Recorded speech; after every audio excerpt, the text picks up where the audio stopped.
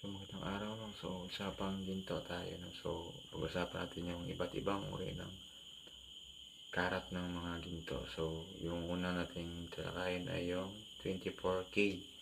So, ito yung pinakamataas na uri ng karat ng ginto. So, ang 24K na ginto ay binubuo ng 99.9 purong ginto.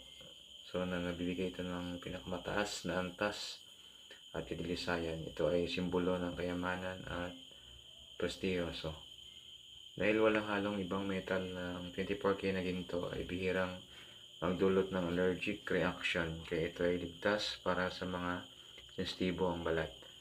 So ang 24K na ginto ay may mataas na halaga na merkado dahil sa design nito kaya ito ay magandang pamumuhunan.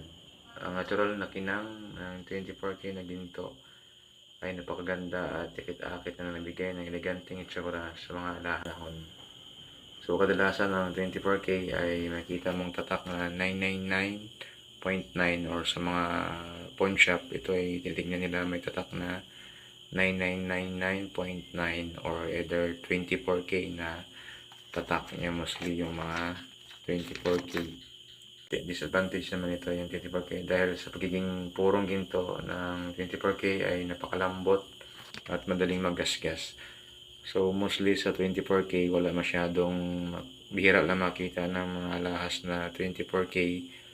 Mostly kasi yan pag mga 24K gold bar or mga coin bar, yan yung ano, kasi masyado siyang malambot kaya di siya magandang gawin na alahas, at advisable din na di siya pwedeng masuot. Kung alahas siya, hindi pa siya pwedeng masuot pang araw-araw kasi madali ito siyang ma-deform kasi napakalambot talaga ng purong ginto na 24K.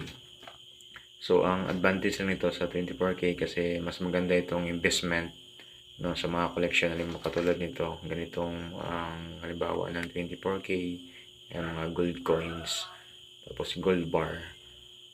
So mas maganda nito kung isang la mo siya, mas malaki yung tanggap ng mga pawn shop kapag isang la mo or ibenta itong 24K na gold.